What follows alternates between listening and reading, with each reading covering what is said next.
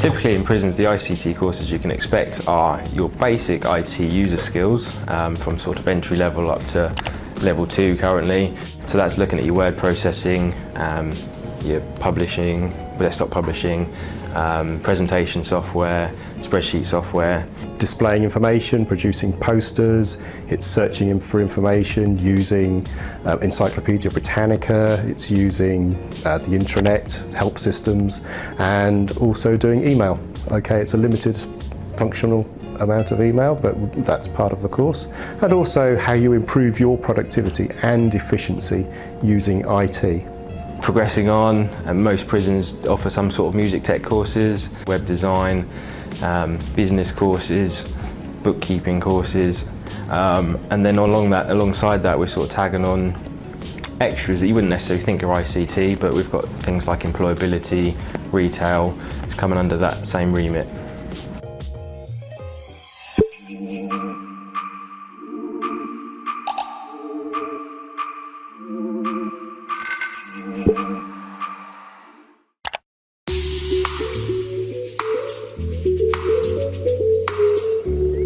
A lot of the time it's seeing guys perhaps picking up their first certificate they've ever gained in their life, and they might be 30, 40, sometimes even 50 years old and be absolutely over the moon.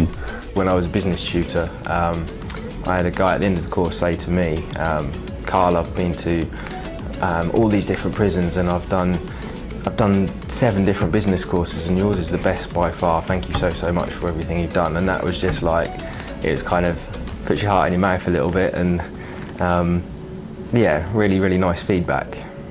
When you have a student, for example, like I had a few months ago, who'd never managed to stay in a course at all because of his history and his background, and he said on the first day, oh well, I've never stayed for a whole course, and he was still with me about 8 weeks later, and he's now managed to achieve the first qualification he's ever really got.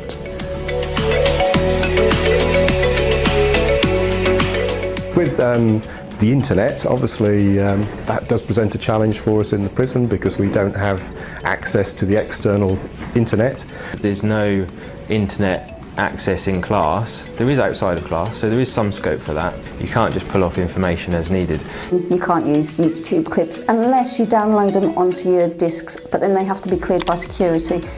We can't use portable devices and all those sorts of things, but we managed to cover all the really important aspects of IT so that they gain the skills that they need. Yes, you don't get your 6 weeks off on holiday. However, you're not at home prepping for 4 or 5 hours, marking assignments and stuff. So when you actually leave the prison for the day, that's your job done.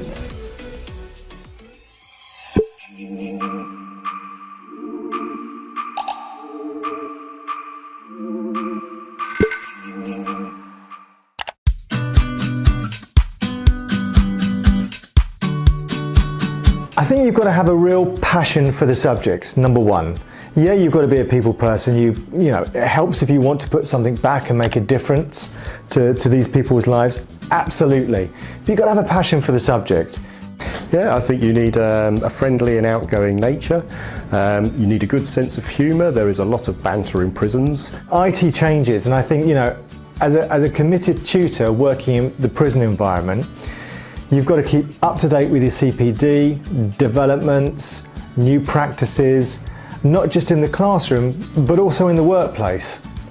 Communication skills, people skills are really important. The main thing you've got to have on your side is that rapport with your learners.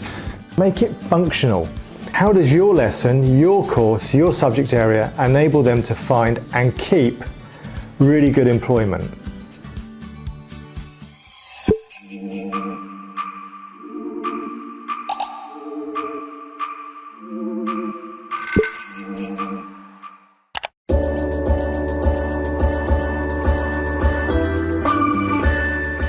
Everything we do in employment is based on ICT now, so database building, communication, the whole range of marketing skills is based on a range of ICT skills. If you look at any type of job virtually, there will be some sort of ICT required. If you're working in a shop or if you're working in a restaurant, ICT will come out in some form.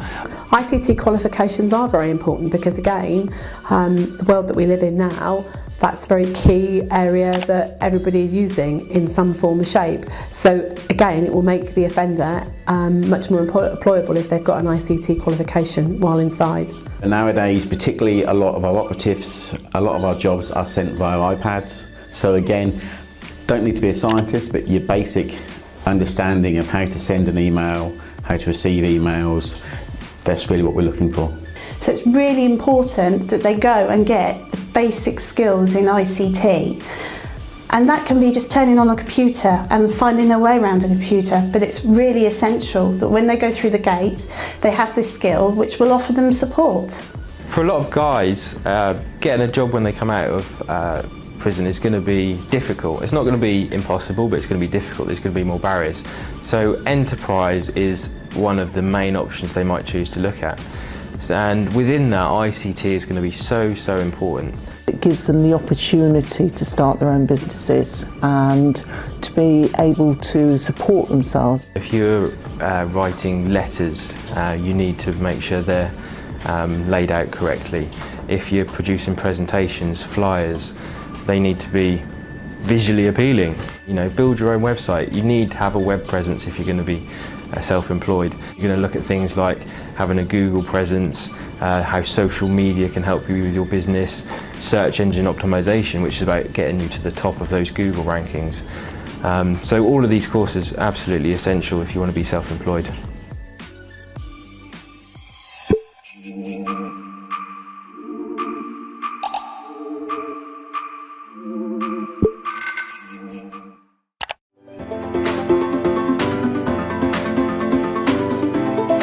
Before I went to jail, I wasn't really doing a lot. I wasn't that positive in life.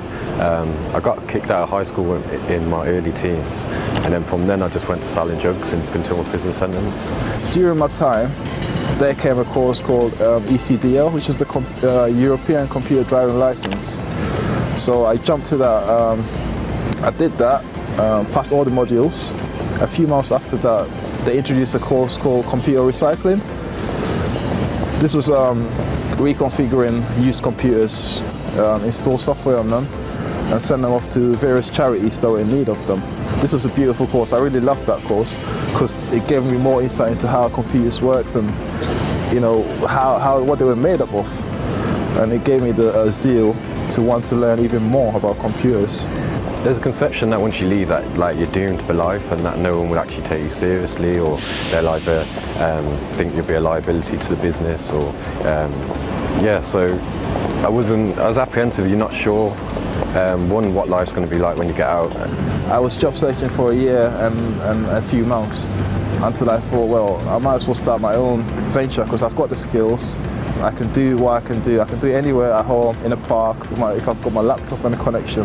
So why don't I just go ahead and do my own thing?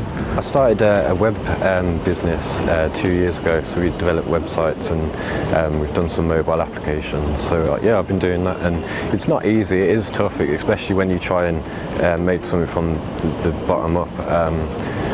But that's the great thing about computing. It does give you the skills to get work anywhere in the world. I've started my own venture, which is Untitled Software. We do software development, game development, and bespoke software for any purpose at all. It's very fulfilling. Yeah.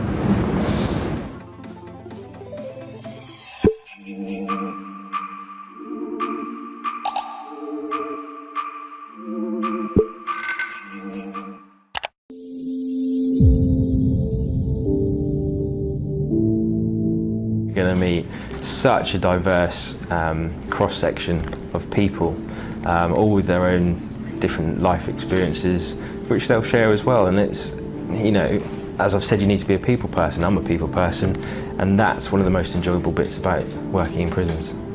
The people you work with are so interesting. They really are. It's certainly one of those jobs that you can say no day is the same. A lot of the time people think they're going into it as a temporary thing. I did. I thought it was a stopgap job, and 6 years later I'm still here by choice. So give it a try. It's a great job to do and you'll surprise yourself.